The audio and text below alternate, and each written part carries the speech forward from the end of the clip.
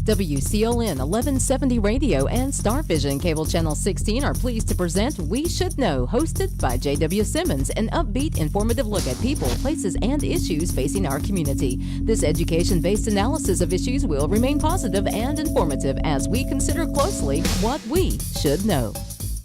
Ladies and gentlemen, welcome back. We Should Know is on the air. We thank you for listening today. Thank all those folks for sending us comments, and email address is weshouldknowedu@gmail.com. Kelly McCullum was on last week. We want to thank Kelly again. Kelly listens to our show periodically, especially as we upload it to YouTube. You can pick this up on YouTube. Just type in We Should Know EDU and you should be able to find us on YouTube. A lot of our shows are there. We're fortunate this week to have a couple of very busy people, especially this time of the year, that's with us to talk about some issues as relates to business and the business community around Clinton. Executive Director of the Chamber of Commerce, Jana Bass. Jana, thank you for being with us. And we have Enrique Coelho. Did I pronounce that correctly, Enrique? Yes, it's close enough. Okay. Close enough. It's a very successful businessman here in the community, and Enrique is a very good friend of mine. And we've talked about doing a show for some time and getting you on, and I'm fortunate to have both of you guys on because it is business related. But to kind of bring everybody up to speed, Jana, let me give you a few moments, just kind of give us a brief introduction about you and how long you've been with the Chamber, and then I'll give Enrique a few moments for comments as well. Sure. So I've been with the Chamber, it will be 2 years in March. So it's coming up on that 2-year anniversary. But we're getting into our more community aspect of the Chamber with the Christmas parade. We have the coat closet going on and a lot of those community functions this time of year. But we're really excited to be here today and to talk about the importance of the Latino community within Sampson County as well. Absolutely, and it's our pleasure to have you. Enrique, you've been involved in the business community around here for some time. You serve on a number of boards in the community. And I think as if my recollection is correct, you're on the hospital board, or I'm at the hospital board. A hospital board, and a couple of other boards that go along with that. But I'll give you a few moments just kind of introduce yourself so folks can kind of start resonating with who Enrique Coelho is. Well, I'm of course a foreign medical graduate. I'm a medical doctor graduated in Honduras. I've been living in Clinton since 1999, and I worked for the city at that time. And then I've been involved in many committees and many groups, and overall trying to be a voice for the Latino community. I realized when I came here that there was a bunch of Latinos living in this area, but they have no means of communication with the Anglo community. So I started to knock doors at that time. And one of the main groups that I belong today is the hospital board, when I try to be, trying to educate the other side, both sides. And also I serve in the United Way and the CCAP. And besides that, I help the education, I try to support actually bilingual education, but not for the Latinos. I'm trying to push for bilingual education for the Anglos and the African American, which I consider that they're in disadvantage in today's market. We're talking about globalization. Our children in general are not prepared for that globalization. So by seeing the transformation in North Carolina, where the majority of birth today are the Latinos. So we need to understand that pretty soon we're gonna see these young children becoming adults and actually the new business owners, the new professionals. We have a school districts that has over 50% Latino population. That is telling us something to everybody that does not want to believe that the Latinos are here to stay. And they are part of our economy and part of our culture also. Yeah. And Enrique, just a recap a bit too, you're a very highly educated individual. You own a radio station here at Latino radio station, is that correct? Yes, I have an FM radio station, 94.3 FM. We started our operation 7 years ago, and we have the Latino newspaper. For my surprise, when I joined the Chamber, less than 20% of the business owner knows that we have a Latino radio station in town and a newspaper. Well, hopefully we can help with that a little bit, Jana. As you hear Enrique's opening remarks here as we have this conversation, what does the Latino community mean to you as the Executive Director of the Chamber, and what is the Chamber doing to kind of open those doors and reach out to the Yeah. Latino Hispanic community? Well, from a business perspective, you know, the Latino market is just a new market that many businesses have not even tapped into. And so from our standpoint, it's important to educate our members on this market that could really increase sales and their economic growth from that. So from our standpoint, also from the Chamber, we are working with Enrique and definitely some Fernando. He's very beneficial to the Chamber, but in going out and reaching out one-on-one to the Latino businesses. About one day a week, we take an hour and we go visit a couple of them and try to get them knowledgeable about the Chamber, what we're doing, and the importance of getting involved in the community and giving back to the community. So in the past couple weeks, we've picked up quite a few Latino businesses as new Chamber members. And so we're really just working for that education process on getting them involved. Enrique, back to you on the whole, let's kind of get some, I guess, a better understanding on the whole social kind of politically correct movement. Oftentimes folks, I think, are a little bit hesitant because they really don't want to say anything wrong. Is it Latino? Is it Hispanic? What words do you use? Let's talk just for a minute about the broad range of cultures we're talking about. You mentioned Honduras, Puerto Rico, just a huge number of countries south of the border of the United States are considered Hispanic Latino. Unfortunately, and I want you to elaborate on this a bit, sometimes we kind of colloquialize that as to one particular country.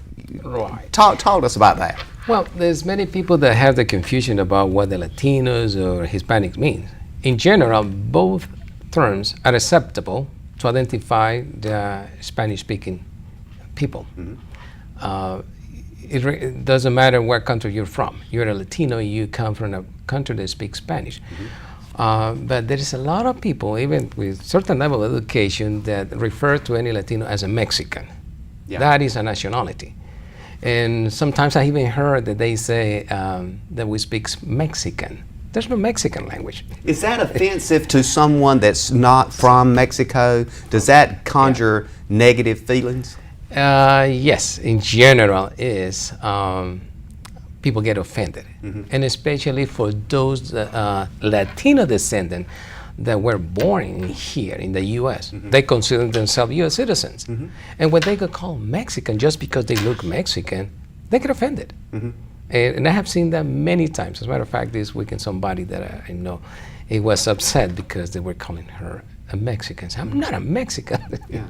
It's a kind of a way of stereotyping people, and nobody don't particularly like to be stereotyped no matter who you are. Yeah, absolutely. Yes. And that goes for gender and race and ethnicity as well. Yes, but I have seen even business owners that generalize everybody as a Mexican. In particular, I'm not a Mexican. I'll try to not get affected when they come and you're a Mexican. I say, no, I'm a Honduran by nationality, but I'm a U.S. citizen also. You know, I adopted this country many years ago. Yeah.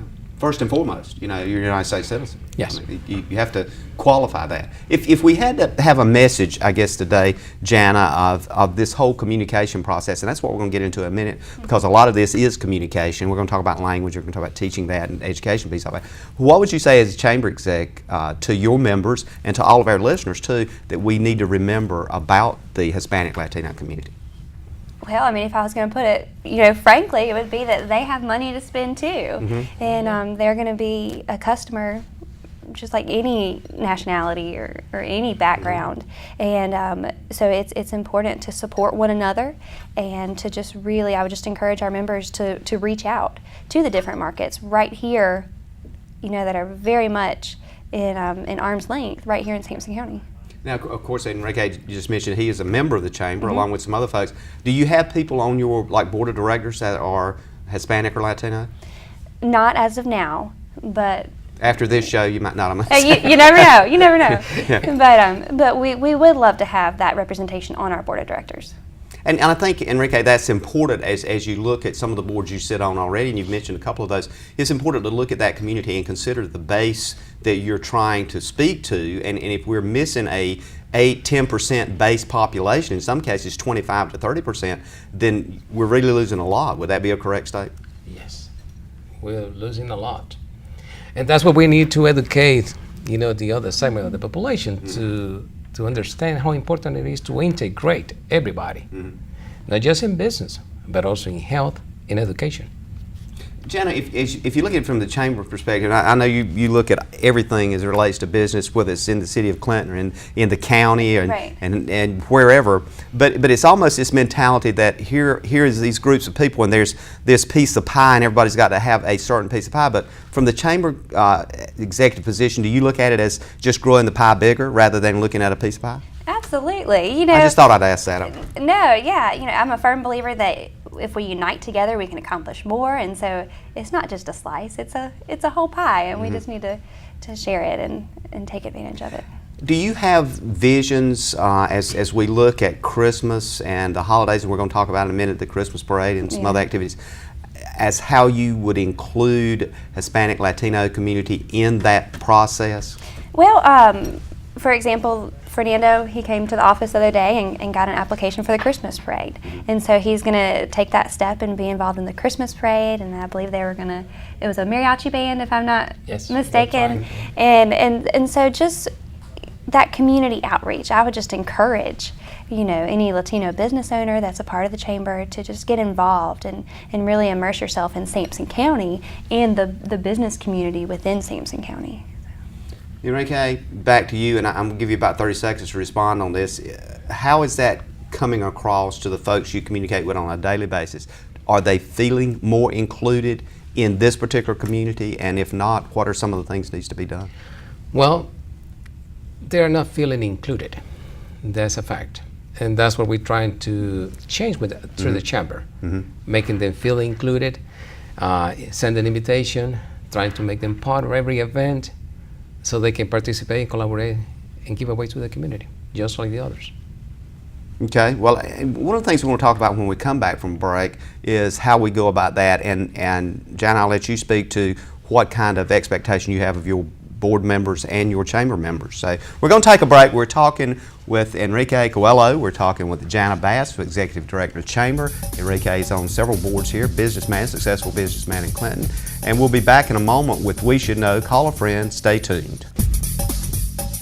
Ladies and gentlemen, welcome back. We Should Know is on air. I want to give a shout out to all those folks that listen to us out there. Particularly want to give a shout out to WCLN Radio, which is one of our biggest partners and supporters of this show, the originator. We often like to go back down to the studio and shoot down there. I want to give a shout out to Robert Stroud with Boogie Shoes, Wayne Weeks, Don Smith that introduces us when the Country Store, and of course all that crew on the morning show, the L-Man, Nolan, Z, and Grandpa. We all appreciate the comments you make and the feedback we get from you and the comments about our show. We're talking with Jana Bass, Executive Director of the Chamber of Commerce, City of Clinton and Sampson County. Also, Enrique Coelho, who is a successful businessman. And Enrique, you just talked about your professional background a little bit, and some of the things that we were talking about is how do we continue this process of bringing together, I guess, kind of the cultural identity of the Latino Hispanic community and what that really means not only to business but to the chamber.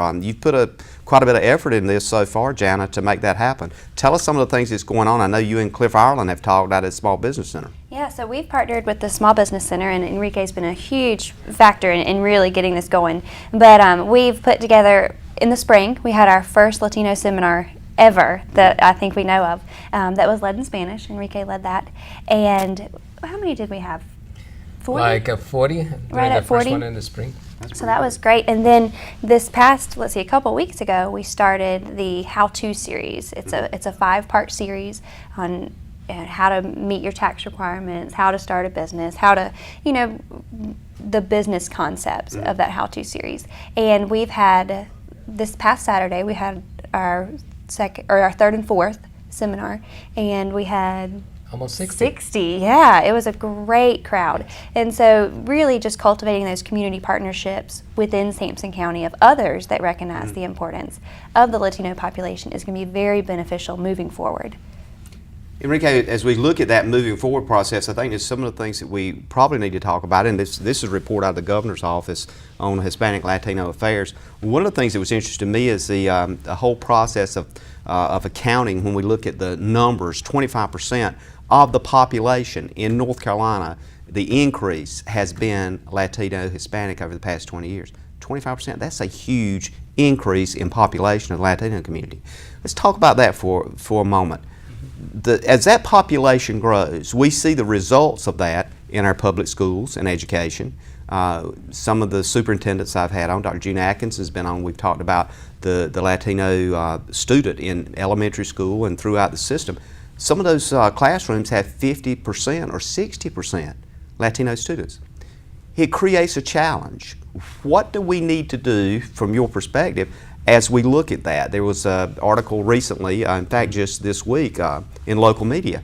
And in fact, the person that wrote the article was Todd Warren, and he talked about the importance of students, people, children, learning Spanish and learning how to communicate in the Spanish language. Now, there's two different dynamics going on here, so I know I'm creating a conversation buzz here, but there are those people that push back and say, "Nah, we don't want to do that.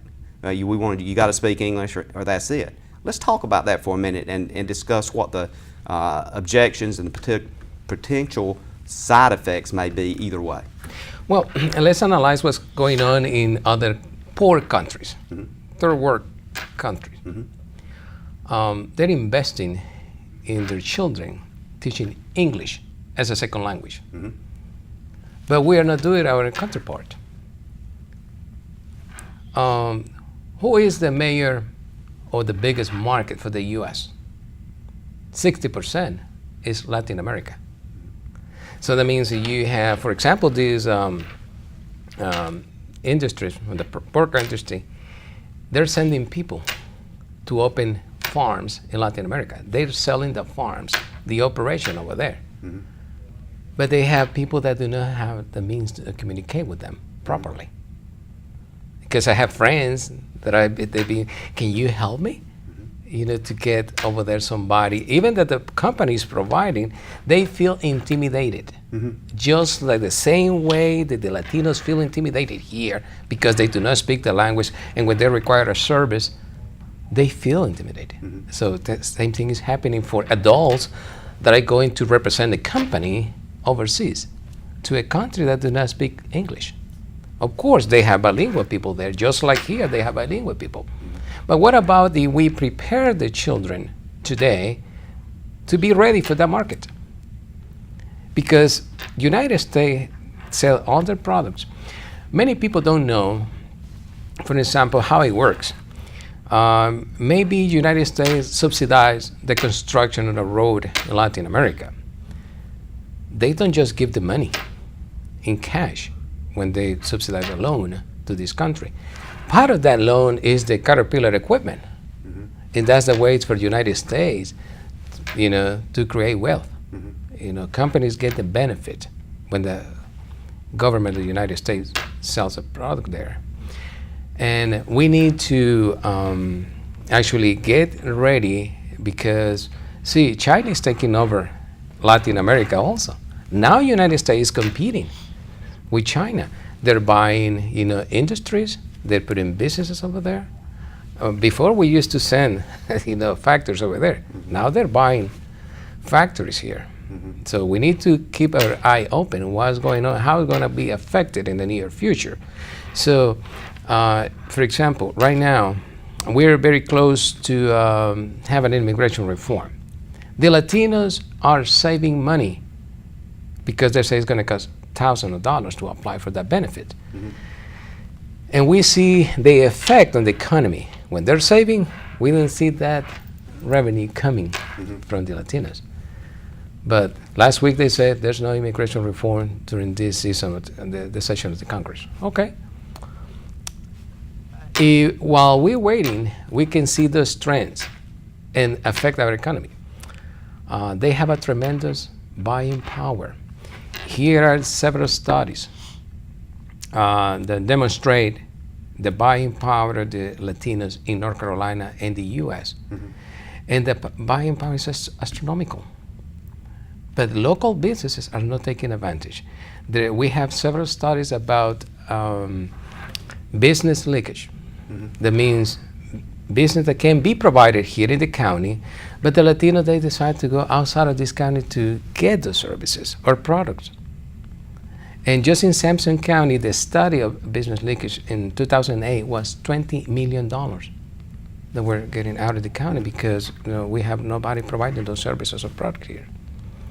So like Jana says, we have to get concerned how to keep that money here and educate the Latinos to buy locally. And that's our new endeavor here, educate the Latinos to spend their money locally, to support the local economy. I have to speak for myself. I didn't know how important it was until somebody approached me and explained how important it is to keep the money in your county. Johnny, the Chamber's, one of the mission statement for the Chamber is working together for total community development. Right. This idea of buying local first, and Enrique opened that door. How strong is that mantra going forward of buying local first, and how strong a push do you get from your members to ensure that folks have the opportunities they need to buy local first? Yeah, whether you're Latino or American or what your background is, it's an education process of buying local. Personally, I didn't know the importance of buying local before working with the Chamber and realizing all the statistics of how much money gets reinvested into the county where you buy it from. And so it's really just going out and sitting down and talking to people. From our membership, everybody, the membership, of course you want people to buy local from you, and so we just kind of constantly have to remind ourselves, well, if we want people to buy from us, I need to buy from them. And so really that goes back to the mission of working together for total community development, because the more that we support one another, hopefully in turn, the more each other will be supported. And so it's a round circle. Enrique, when we think about it, the Latino community, Latino Hispanic community, and we look at values and we look at added value to the community, one of the things I think most folks recognize, and of course, and having a number of friends in that community, talking and communicating quite honestly as aggressive as I can, I find a very dedicated, family-oriented, very hard-working segment of the population. And that's resulting in these dynamic business numbers that we see.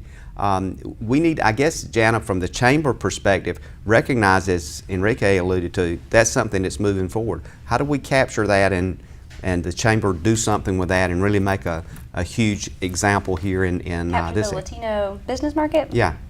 I think it's just kind of taking that one-on-one relationships.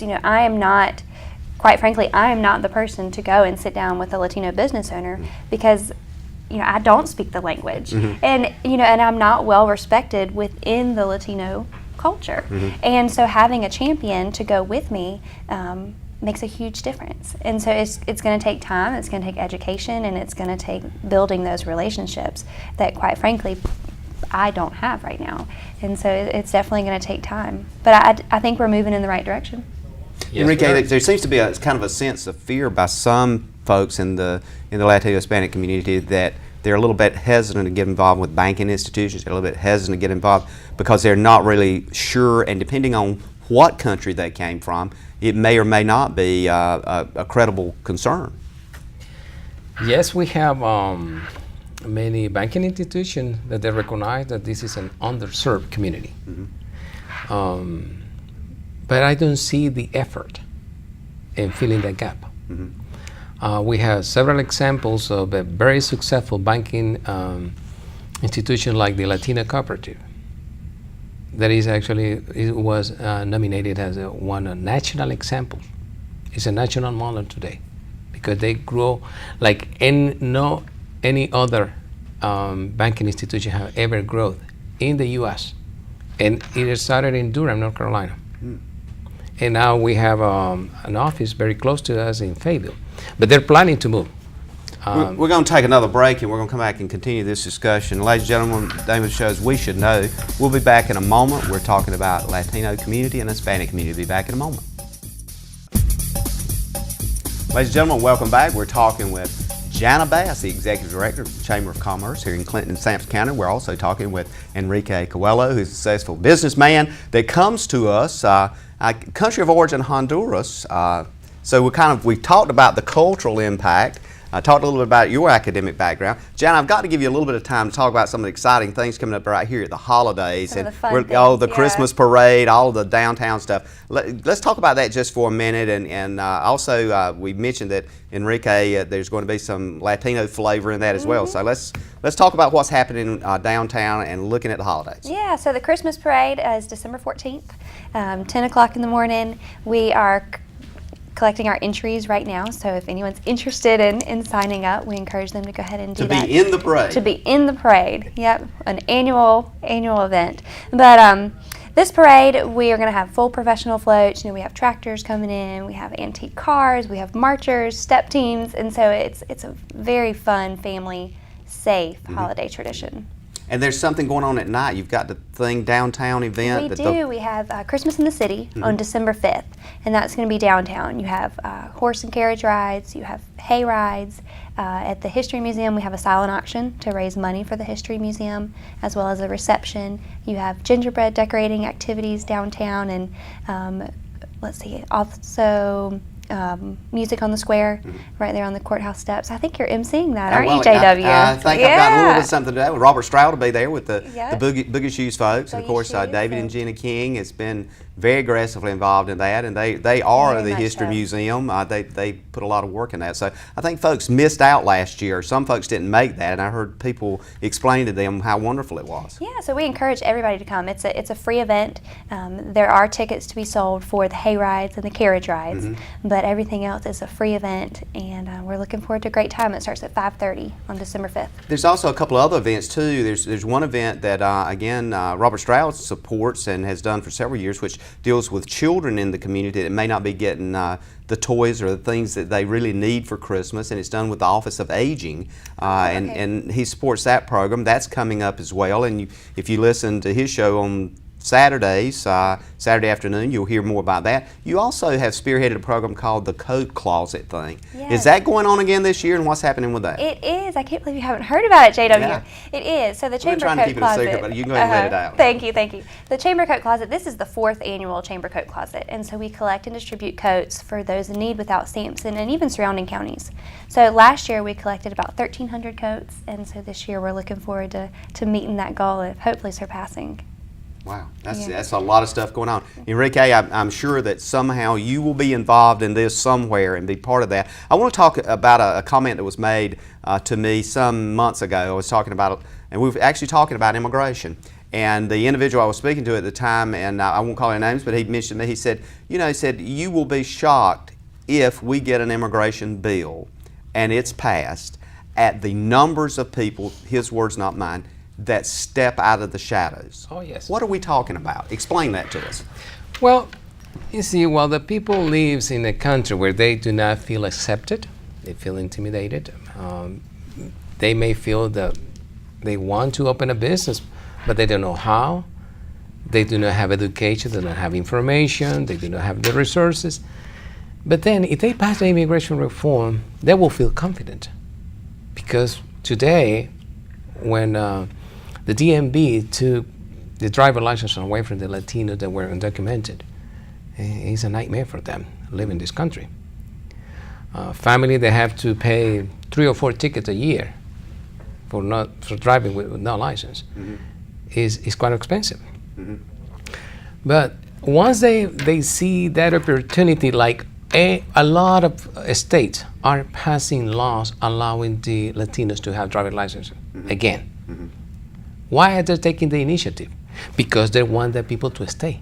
They don't want these people to leave. North Carolina is kind of behind on that. They need to see that if they take action late, a lot of these people, once they see the opportunity to have a driver's license, to buy a home, to invest in the community, they're going to leave because they will see the opportunity. So that's why if we want to keep our population just like it is, with a good economy, with a growing economy, we need to take action now. Anyway, these people is working here, but it's working under the shadows. If you ask a bunch of Latinos, were you counted during the census? They say no. They didn't trust them. So that tells you that those numbers are not real. They say for Sampson County, 17%. That's not real. We have more. But they don't want to be counted. They don't want to be seen. But once we have this immigration reform that I hope pass the next Congress session, we'll see the difference. And we're going to have a boom in our economy. But if we do not take action today, that's why I'm an active person working with the Chamber, with the Commission on Economic Development of Sampson County, with the Small Business Center of the Community College. Let's take action now where we can do something. The numbers are staggering, right? You know, a group of 60 people that wants to open businesses or that they are already in business. That is a message for people that don't want to see it as a reality. You know, before we went on air, we were talking about the some chambers, Jana, have developed sections within the chamber, and they will have a section that's specifically Latino, Hispanic business owners that come together as a collective to help other Latino, Hispanic business owners. Is that something that's been thought about here with the chamber? I mean, I definitely think we're on the right track, you know, to have that support from the Latino businesses in order to make sure they get the assistance that they need. However, you know, do we have the numbers supporting the chamber right now to have a whole new branch of the chamber? No, not right now. But just one step at a time, that education process, really getting out into the Latino community and meeting them. We do a chamber chat on his radio station that I'm not a very good Spanish speaker, so that gets translated. But you know, so we're taking those steps. We have met. Enrique brought the director of the Raleigh Hispanic Chamber, and so I was able to sit down with her, and she introduced the whole concept of networking. You know, I throw that term out all the time, and she explained to me that the Latino culture does not understand that term of networking, and so that's translation something. for the term. Yeah, and so that's something that we're really trying to introduce at these seminars. During lunch, we encourage people to network, and we try to introduce that. And so, you know, I have to learn what are the barriers from our standpoint in order to reach the Latino population. And but I think we're moving in the right direction. You know, one of the things that's interesting, Enrique, is that the Latino Hispanic culture has a lot of similarities with the typical Americanized culture. I will say Americanized culture because we're made up of various cultures. And you have folks that are, like yourself, that's very academically achieved, and you have folks that are not as academically achieved. Yes. And the same thing happens in the Latino community. But again, back to that sense of stereotyping with the chamber, you have to reach out to whomever that may be. It may be somebody that has a very successful business. They might not have the academic credentials, but they have the work ethic, the dynamic, and they have grown either their business or their own family income to astronomical amounts of money. Yes. Well, I have to commend Jana for the job that she's doing, and I know that they have some problems to confront. The first one is the communication barriers. The problem is, right now, in North Carolina, the big majority of people is the first generation. That means people that came directly from their countries to North Carolina. It is different in cities like New York or cities in Florida, where they may be the third, fourth, fifth generation. They don't even speak Spanish anymore. Their children do not speak Spanish. They lose that. That's right. Over the generation. They become totally Americanized. Yes. But North Carolina, that's what the Spanish language is so important today. It probably won't be as necessary as it will be in the future, just for maybe international businesses. Because once we have Latinos opening business here, they start making connection with the country. They're starting to trade with, you know, and doing business in Latin America again. That's what's happening in Florida. You know, and they have many connections with their country, and we have seen that transformation also. So, Jana is trying to do a good job, and I was the first Latino business registered with the chamber, and I'm proud of that. But now we want to see others, you know, getting involved. But we have to see how we're going to break that barrier that is actually holding from that growth. They have a great support with the Small Business Center, with Cliff Ireland. And we just need to continue working and doing what we're doing now. I think that we are in the right track. Janet, from the chamber perspective, and you and Enrique may have talked about this, how do you reach the Latino Hispanic community? I mean, obviously he has a radio station. I mean, something could be advertised on there, but are there other initiatives that you guys have talked about to reach that population of people, particularly those that may be in the shadows, and I'll use that term generically? Well, right now it's just baby steps of literally going out, introducing myself with Enrique, and just taking those baby steps of, I guess, getting the chamber buzz within the Latino community. But eventually we have talked about having separate networking events, and not even necessarily separate, even combined. But once we build up that Latino base within the chamber, that's going to be important to have that base and to have that support. And that becomes huge in the sense of trying to create some sense of immersion within that community where you actually bring both communities together and create an understanding. Right. And we've actually talked about having seminar, like roundtable discussions. I think I was telling you earlier that the testimonies of members that have really immersed themselves into that market are incredible. And so having those roundtable discussions on how do Latino businesses market to American businesses, but vice versa. How do American businesses market to Latino businesses? We're going to take another break. Ladies and gentlemen, we're coming to you today, WCLN, Star Vision Channel 16, TV and cable channel. Stay with us as we talk about the Latino community here in Sampson County. Welcome back, ladies and gentlemen. The name of the show is We Should Know. We're on there. We're coming to you WCLN Radio, Star Vision Channel 16. Tuesday, Wednesday, Thursday, 7 p.m. encore performances of this show. Tuesday, 2:30 to 3:30 will come to you on Star Vision Channel 16 and WCLN 1170 Radio. I also uploaded to YouTube, so anywhere in the world you can pick us up there. Or if you happen to be Tuesday, 2:30 to 3:30, you can hear us. Just tap right into WCLN Radio and we'll be on the air. Enrique Consuelo, successful businessman, Executive Director of Chamber of Commerce, Jana Bass. Enrique, we're talking about the Latino population. One of the things I found interesting is somewhere in the neighborhood of 21,000 firms or businesses in North Carolina that's owned by the Latino Hispanic community, 34,000 jobs that they generate, Jana. Of that, we're looking at a $4+ billion receipt that is generated from the Latino Hispanic community. These numbers are just really huge, and a lot of times you don't hear that on the news media. You don't hear a lot of conversation about that. We oftentimes hear too much of the negative. How do we change that spin, Enrique? Well, just by reading the numbers and how important numbers are for us. You can see a lot of these numbers are above national average. So if we pay attention to the studies and the statistics done by the government, even those numbers are conservative, it still means a lot to us. Jana, from the chamber's perspective, and your members in the chamber, I know a lot of those members, and I know they kind of get this. They kind of see what the vision is.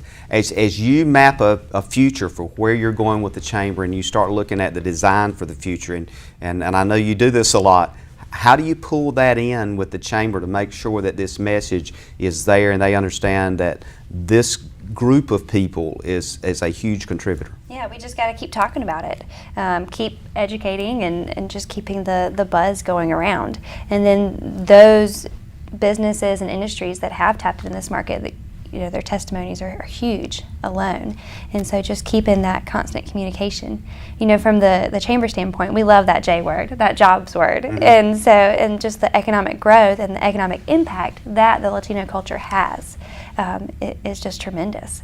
And so I just encourage all of our members and business owners to have that forward vision and that forward thinking.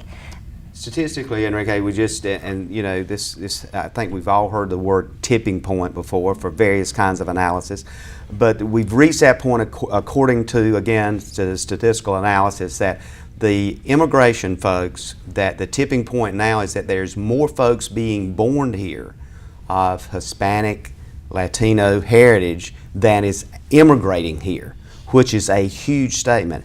And it says also that the average age of our Hispanic Latino community is 23 years old. So by saying that, is that a message to us, this is not going away? Of course not. Okay. Because they're in reproductive age. They're reproducing themselves. And the talking about the growth, the Latino ethnic group is the only one that has a growth greater than 2. Mm-hmm. The Anglos are below 2, as well as the African Americans today. Mm-hmm. Mm-hmm. So pay attention to those numbers. Those kids are born in the U.S. They're a U.S. citizen. Mm-hmm. Plus the new voters, plus the new business owners, the new professionals. All that we have to do is keep educating their parents so they can stay in school, so they can graduate, so they can become, citizens that are useful to our society. Right now we have a problem. They are the number 1 in dropouts in schools. We need to fight with those issues. Those are one of the main barriers that we confront right now.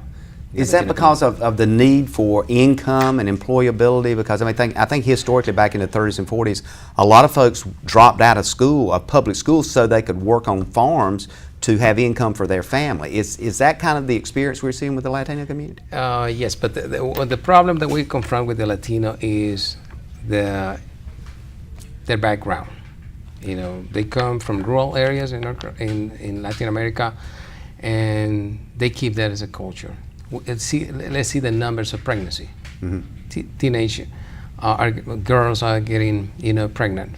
Those numbers are unreal. Mm-hmm. They're too high. But they also contribute to the dropout in school. But the problem depends on the level of culture of their parents, the level of education. So that's one of my recommendations to the school principals and the school superintendents. Let's work with their parents. Let's educate their parents how to encourage their children to stay in school. Mm-hmm. If not, see those numbers. They're growing too fast. But then we do not have leadership. We do not have enough education on them. Mm-hmm. So we need to change that. That's the next goal. I'm hoping that we're going to get somebody interested in targeting these problems.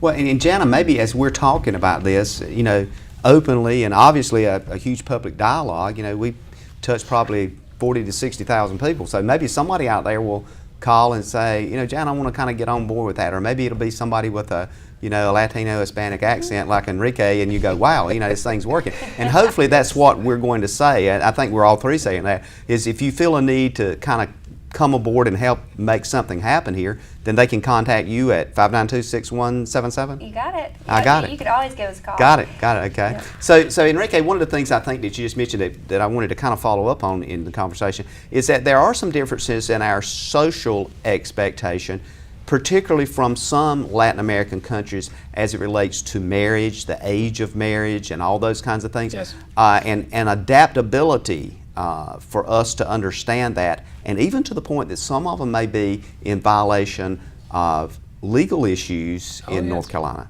So touch on that for a minute, because I get that conversation or that question a lot. This girl was only 12 years old or something, not that that's correct, I don't know, but talk about that. Well, see, that's where education takes action. Because in Latin American countries, that's normal to see a 15 or 14 years old, going out or even getting married. Mm-hmm. Here is, a statutory rape. Yeah, absolutely. Well, we see that a lot, even in schools, with the students running away with their boyfriend. And a lot of those boys don't even know that it's illegal. Mm-hmm. Because, no, it was not my fault. She accepted. She admitted. They don't care. They go to jail. We have a bunch of, Latinos that go to jail for that reason. And again, it's education what may change these perceptions, to change those numbers. There is a lot of things that we need to do regarding legal, regarding education, regarding health. We see the numbers of sexually transmitted diseases in health department. Mm-hmm. We need to educate them to prevent that. We see more tuberculosis because we come from countries where tuberculosis is prevalent in the environment. And we actually, when we compare, if they test on me for TB, my result, even that I'm not have tuberculosis, is going to test positive according to the standards. I've been in a situation where I have to educate the healthcare provider that is not, that it is positive. Our numbers are completely different. So we need to educate both sides.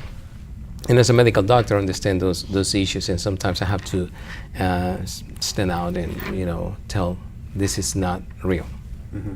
And a lot of people receive preventive treatment for that reason. But we just need to learn more. And as a matter of fact, there's also cases where the people develop tuberculosis here. Mm-hmm. And they try to do the same thing that they do in Latin America. They quit taking the treatment. And that is a problem, that we need to also take consideration that we have that problem a lot in Latin America. Mm-hmm. So there's a lot of things that we need to address. And those things that I'm become aware of, those things that I bring to the right authority, I'm that kind of person that come and knock at the door to let them know. Right. Before we see the problem.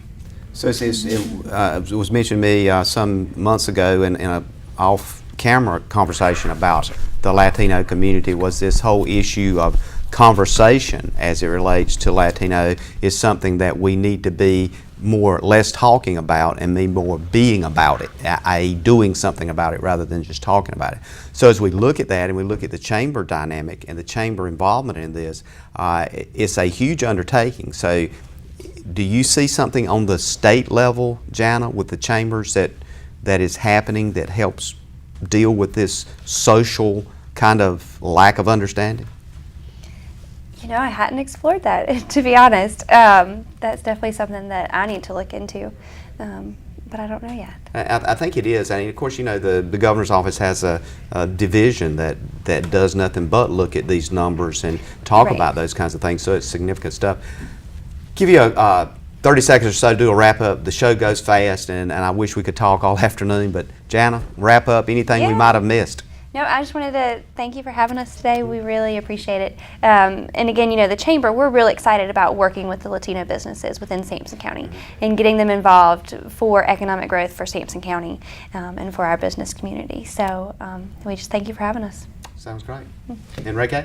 Yes, I also want to thank you for having me today. And I want to invite everybody that is in the business community to learn more about the economic impact. And I'm talking about the positive side. Mm-hmm. People just try to see the negative side, which I do not understand, which is, we're helping this community to get developed. We are replenishing the population. Cities like Mount Olive, that was the city that has the greatest growth in population in North Carolina. Mm-hmm. So, and I think Faison, North Carolina, is another small town with huge growth and Hispanic population. And they can see the impact on economics. Absolutely. Well, I certainly appreciate both of you guys taking your time to come in and sit down and chat about this. And hopefully, in the future, I mentioned Enrique, maybe you can come back and we'll have even a more in-depth discussion. You've been watching We Should Know. We appreciate you listening to us today. Continue to send us your comments, suggestions to weshouldknow.edu@gmail.com. We'll see you again next week on the radio. Thank you for tuning in to this week's episode of We Should Know with host J.W. Simmons. If you have a question or comment regarding this or any episode, please send your email questions and or comments to jwsimmonsedu@gmail.com. And remember to tune in every Tuesday afternoon beginning at 2:30 for another informative episode of We Should Know.